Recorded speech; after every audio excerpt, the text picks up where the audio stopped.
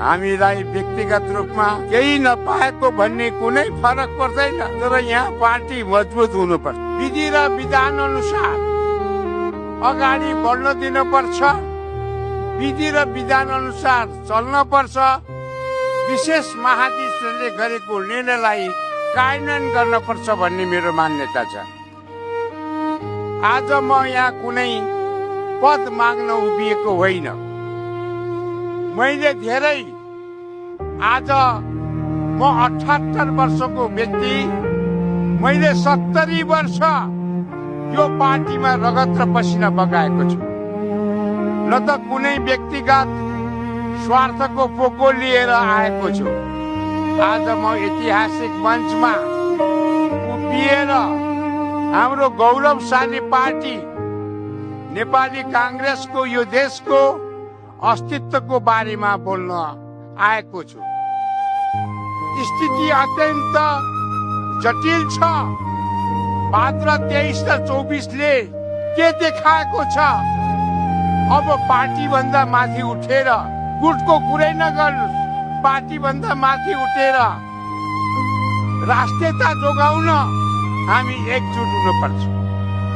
मुलुकको राष्ट्रियता खतरामा छ।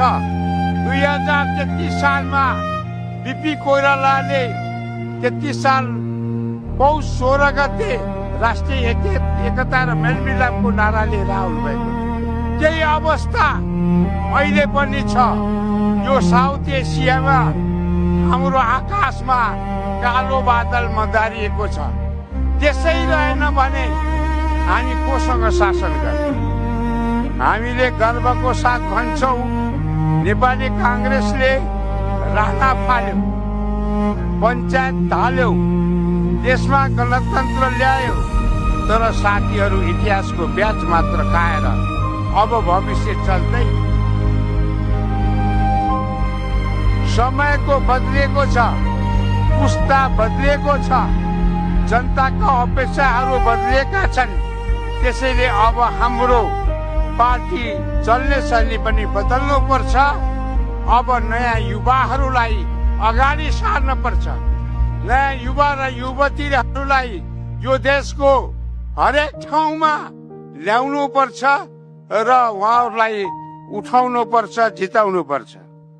हामीलाई व्यक्तिगत रूपमा केही नपाएको भन्ने कुनै फरक पर्दैन, तर यहाँ पार्टी मजबुत हुनुपर्छ। यदि नेपाली कांग्रेस कमजोर भयो भने देशको लोकतन्त्र कमजोर हुन्छ। त्यसैले पार्टीको हितको लागि हामी जस्तो सुकै त्याग गर्न पनि तयार हुनु।